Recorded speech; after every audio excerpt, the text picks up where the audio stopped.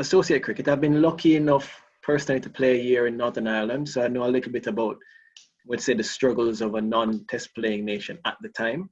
And very recently spent a lot of time with some of the Jersey players and Neil McRae, who is head coach there, great guy, and Ben Smith, who is now batting consultant with Ireland. So I have a little bit of experience and a couple of people who I speak to about associate cricket.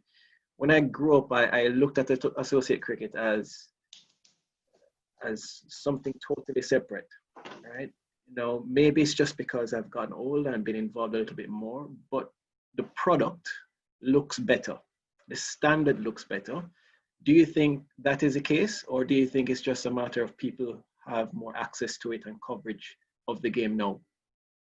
No, I quite strongly say that the standard is probably as good as it's probably ever been. Certainly in the, I think I've been 14 years playing now. It's that highest standard that I've played. That's also part of the reason that I don't understand why the opportunities are more limited, because the ICC have worked hard. I mean, the Jersey team you've been working with, they've developed no end. They've got some really good cricketers who did well in the World Cup, the 2020 World Cup qualifiers recently. So it's kind of, if the ICC are going to invest in that to get it to a place where it's a better product, then all we are asking for is more opportunities to go and play. And the counter argument, Calum, would be that the more teams that are playing, potentially the standard overall goes down. Now, what would you counter as coming from one of those nations? Well, first, there is an article out there that shows the how close games between full members, how close games between associate members, and how close games are between associate members and full members. And I can't remember the exact way it's worked out. I think they said a close game was if it's within 10 or 15 runs, and I think 2 wickets. And the closest games out the whole thing was associate versus full members. So the argument of the standard comes down is not one that I massively buy, but it also, does it not stand to reason that the more games that associate countries play, then the higher the standard becomes? Definitely. And like I said, just because we're an associate nation, it doesn't to me mean that our opportunities should be limited because people are more passionate about the game in other countries. To me, I see it both ways. I see as Scotland, we have a duty to help the countries who are ranked lower than us and continue to grow the game. And I think the full members who have the money and the access to help more associate nations, I think it's part of the game, and it's part of something that we should be looking to grow the game, because if we're not trying to look after our own game, then who's looking after it? Otherwise, football, rugby, all the other sports they'll just become more global sports. Whereas I think cricket's got a real opportunity to find its market there. I look at associate nations, and I look at them without any form of disrespect. I look at them as club teams and having to go up a league table, and the challenges that club teams face are sometimes very similar. So Ireland and Afghanistan have recently transitioned up to Test cricket. I don't know what Cricket Scotland's ambitions are in terms of that. Do you think that at some stage Scotland will be ready for that level? And if so, what are some of the major things that might be needed? I think the real goal of Cricket Scotland is to become a full member. Whether that involves Test match cricket, I'm not sure. I think definitely getting into playing more white ball cricket is probably the way we'd probably have to go at the moment. So yeah, hopefully that's something over the next couple of years we can achieve. We've ticked off quite a few of the boxes, and there's a couple more things we have to do, but it's certainly something we're trying to do. All right, and last one from me before we throw it back to Neil and the group. You're at a club. You continue to play club cricket as an international player. What are some of the things that you have tried to bring back from international cricket and/or county, just professional cricket, and try to instill in your club? Well, first of all, I really enjoy playing club cricket. It's such an important part to the cricket we play in the summer. As you can probably tell, we don't play enough cricket as a Scotland team to get all the games we need in. So it's a massive part of our preparation. I think training, I think, is probably one of it can be quite easy to see a club training session where there's very little structure to what the guys are trying to achieve from the training session. It might just be, I just want to run in and have a bowl, or I'm just going to have a bat in the nets and I'm going to do the classic, first 5 minutes I'm going to play, I'm going to leave, and then I'm going to play a few more shots, and then I'm going to slog some at the end, where there's no real structure to it. And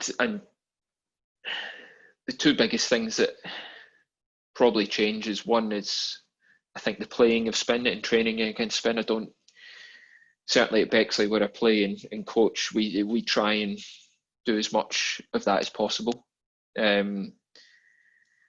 because I think that is something that just the skill level.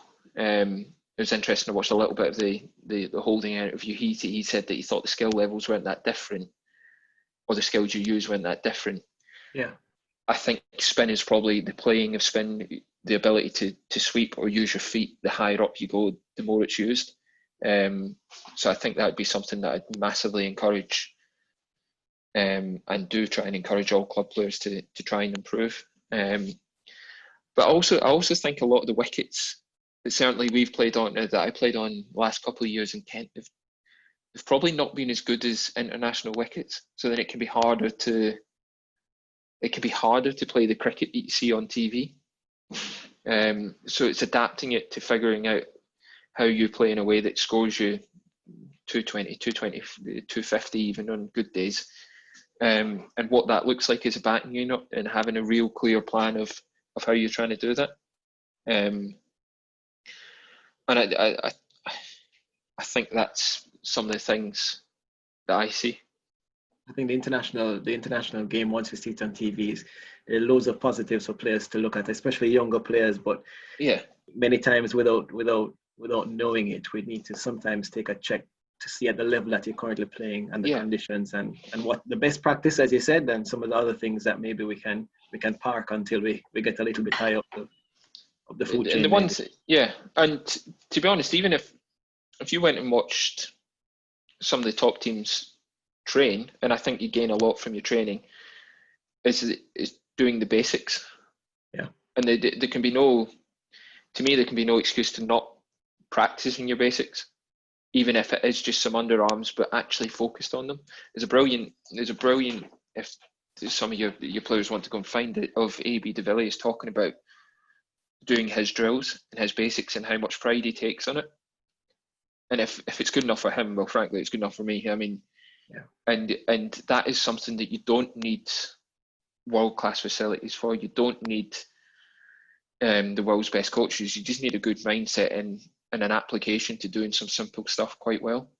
And that to me is something that certainly all the club players that I've worked with can be something that they can just get a little bit better at. Yeah, that's a great point. And something that I've tried to not instill, but remind players of at Crouch End. The basics are important. It's the building blocks to being successful. Thanks for that. Neil, over to you. Yeah, like you said, Calum, I could sit and talk about cricket all day, and I could ask you questions that I want to know the answer to all day. But I think as time's wearing on and some members are having to leave, it's not fair to deny them the opportunity to ask their questions. So I'm gonna pass on a couple from the guys, and then I think we can wrap up with our massive thanks. We've had one serious question so far. So anyone else has a question, please jump in. And if you have a look at the chat, it's just me getting ripped. Otherwise, probably worth a review afterwards. But one question that's actually getting asked, I'm going to take some revenge on Omar here, because he always seems to ask this question. I think he's desperately seeking an answer. But he asks, when you have a low point and you sort of feel you're in a bad trot, and I think you mentioned during our interview that you sometimes sort of try and trick yourself into thinking that the big score is just round the corner. But is there anything else that you do when you're out of nick to try and get yourself back into nick, either physically or mentally or whatever? It's probably one of the hardest questions to answer, because everybody's a little bit more unique. What did I do? You probably get that I take quite a lot of my confidence from training. I'll go back to just doing some simple stuff. We're quite lucky that we've got quite a lot of the footage. So one thing I think you can learn from is going and watching some stuff, or going and talking about a game you've played well, or going and sitting and trying to just remember some games that you've played well. And I mean, some people won't like doing it and talking about it, but I certainly, if I'm in a low point, I'll probably pick my iPad or my computer up, and I'll sit and watch some games where I've played well, and try and get the feeling of what it felt like, what I was going through. Because to me, a lot of the hardest part of going through a low point is not probably the skills. The hardest part is purely what's going on in between your head, because you're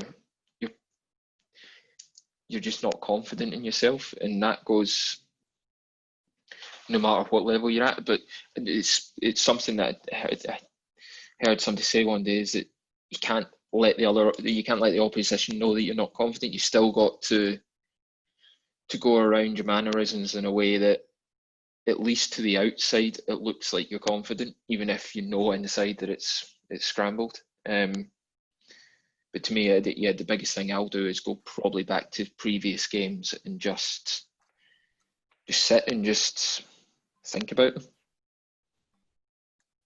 Yeah, okay. Thanks. Thanks for that. I hope that helps you, Omar. I hope that gets you out the sort of 3 or 4 year long rut that you've been.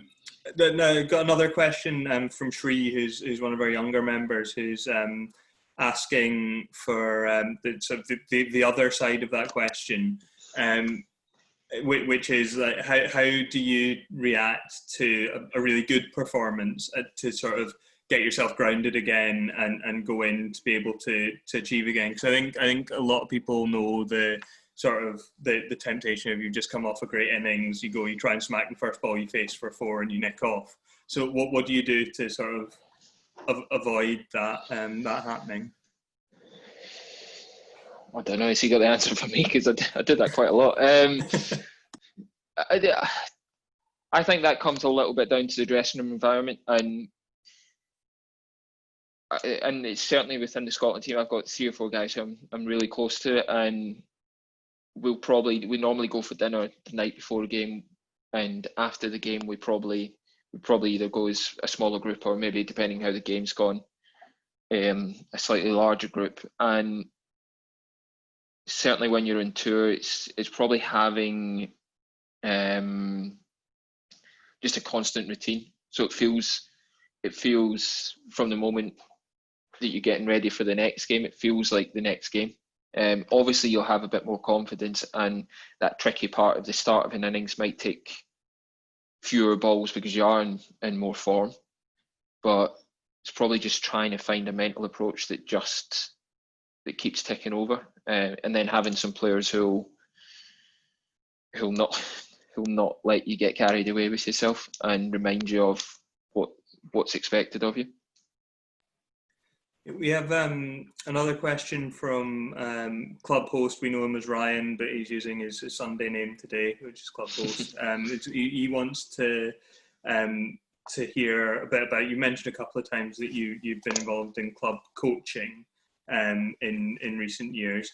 So, as a coach, what do you do, or how do you arrange practice in order to keep it interesting for the players? Well, I think as a coach, and you probably got the sense that I try and give the player as much room to work on what they do. I really dislike players coming to training not having an idea of what they want to work on. It's easy as a coach from the outside to look at something and probably say, this is what I think you should work on, but I think it's a bit more powerful if the player comes with it. On top of that, you've got a massive area normally in a cricket field. Set up some drills in the outfield. Set up a range hitting area that the guys might not have done before, or playing spin off the outfield, off throws, or just having a different drill that might not be something that you see that often, and just trying to come up with different ideas. But certainly training should be interesting enough for the players if they come with a good enough idea of what they're trying to work on. And if they're not, then as a coach, it's up to you to have that relationship with the player to, in my opinion, to figure out what is the best practice for that guy on that day.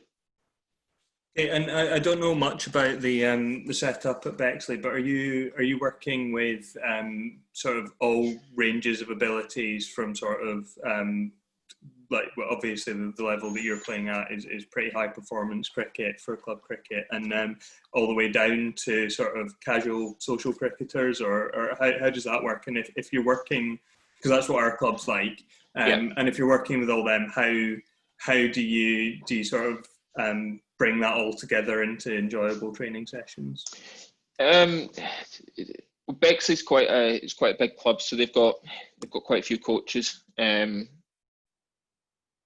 And in fact, the structure of it was going to change this year. So, and we've not done anything this year. So it's been, I wouldn't have really known. I coach at a school as well, so that's probably closer to it, where there's a bigger difference in age between a pupil just leaving school and a pupil right at the start. And I think you just got to pitch it at what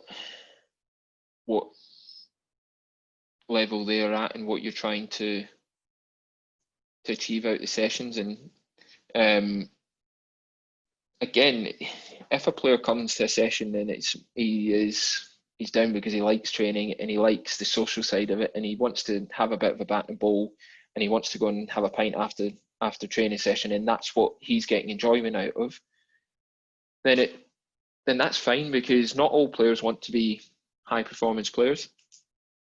So if that's what they want out of their training session, then, and a little bit of it, you've got to respect that. You can still help them if they ask you questions, but you don't want to just be forcing hard training sessions on people if their enjoyment doesn't come from trying to be a performance cricketer.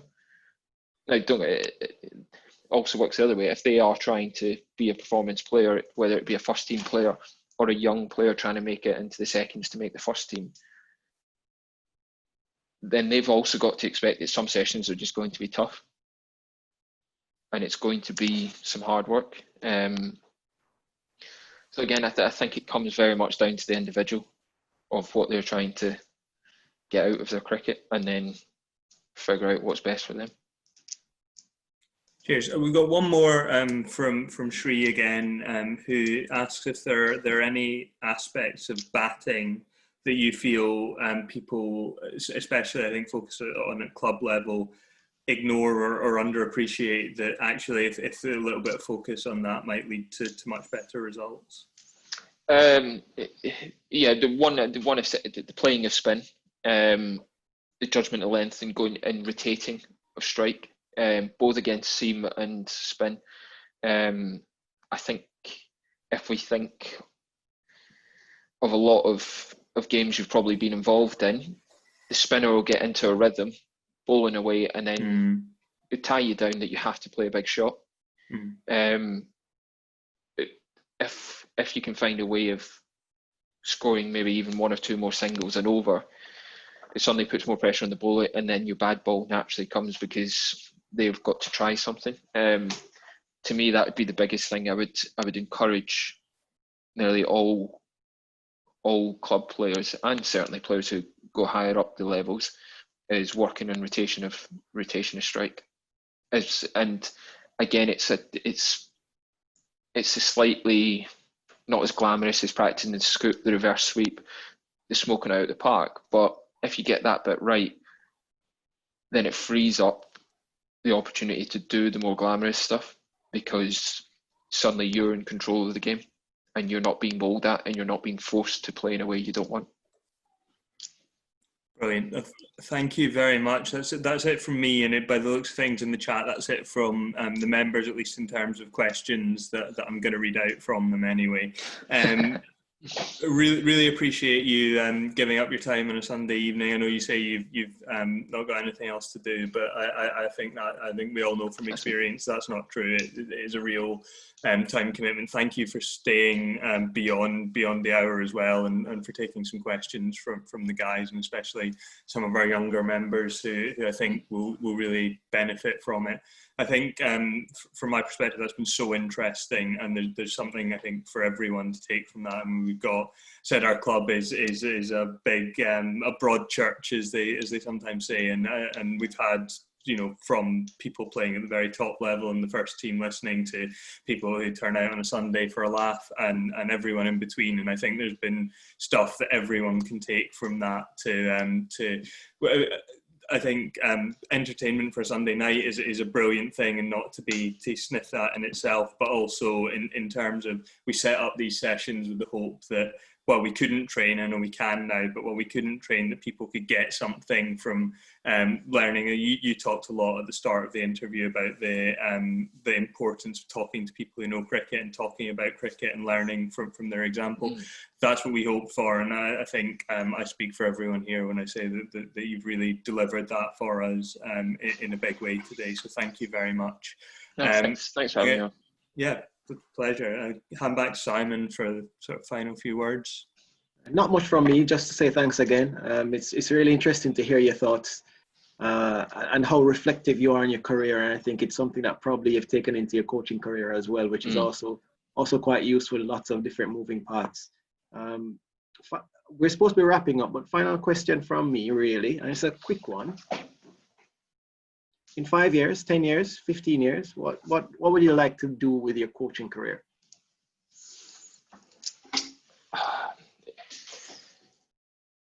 Where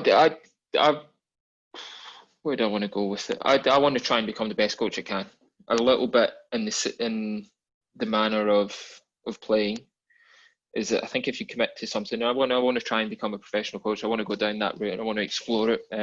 It's tough whilst you're still playing, but I think I'm doing my groundwork at the moment, trying to get as much coaching done as I can. But I want to learn, and I want to go and explore it, and I want to see the different sides of coaching, and hopefully become a coach who can help players and open up their own potential. It is, as you'll probably know, it's quite a tough market to go and crack, but I want to hopefully go and coach some teams, and I think at some stage I'd like to coach Scotland. I think I'd quite like to do that. It's easier said than done, and you don't know whether you'll ever get to that level, but I think I've got certainly aspirations to come out the game and look at it as a career to try and become a coach who can help others. Sounds like you're on the right path, and really hope that it continues, and we'll hopefully have some more conversations in the future around it'd be good. Thanks again from everybody at Crouch End. And as I said at the start, we have 20 people on the call maybe, but there are going to be lots more people that will gain from your knowledge. So thanks again for allowing us to tap into that. No, it's been brilliant to sit and chat and have some tough questions to try and think about.